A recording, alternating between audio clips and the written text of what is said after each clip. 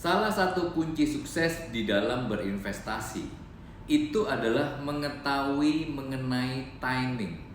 Timing kapan kita masuk di dalam sebuah instrumen investasi dan timing kapan kita harus keluar pada investasi yang kita pilih.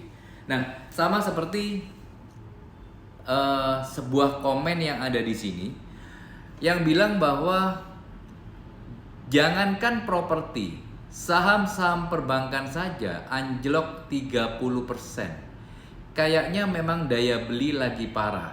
Semoga gak terjadi yang namanya krisis. Nah, jadi pada waktu semua orang begitu pesimis terhadap sebuah instrumen investasi. Nah, kalau di sini kan begitu pesimis terhadap properti dan juga begitu pesimis terhadap saham-saham yang ada di Indonesia, terutama kalau di sini bilang saham perbankan.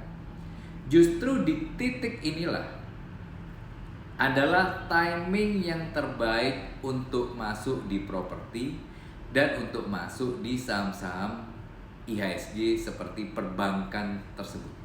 Karena semua orang begitu pesimis, sehingga akhirnya apabila mereka punya properti atau punya saham perbankan, mereka akan menjualnya dengan harga yang terdiskon banyak. Dan pada waktu itu terdiskon banyak, di sanalah kita sebagai investor itu harus beli sebanyak-banyaknya. Nah, sama seperti pada waktu kita jalan-jalan ke mall, ke sebuah shopping mall. Bagaimana Anda memutuskan untuk beli? Karena pada waktu itu, pada waktu di mall, begitu banyak diskon. Ada diskon 50%, 70%, 80%. Dan Anda akan tergiur untuk beli pada waktu harga diskon. Sama halnya pada waktu kita membeli sebuah investasi. Jangan beli pada waktu semua orang lagi euforia membicarakan mengenai investasi tersebut. Contoh, kripto. Sekarang banyak sekali orang berbicara mengenai kripto. Nah, begitu orang antusias terhadap kripto. Nah, disinilah titik di mana Anda harus jual. Karena begitu banyak orang antusias untuk beli. Jadi bayangkan, Anda jalan di mall, barang itu tidak didiskon, tetapi tiap hari naik. Tapi begitu naik, lucunya banyak orang makin mengejarnya. FOMO. Nah, jadi kalau Anda memang mau kaya, Anda harus berpikir dan berperilaku tidak seperti banyak orang. Anda harus mengambil sebuah opportunity. Dan di sini juga bilang, kalau misalnya daya belinya menurun dan sebagainya, takutnya akan terjadi yang namanya krisis.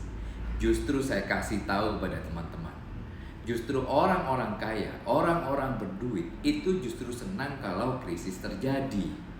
Kenapa begitu?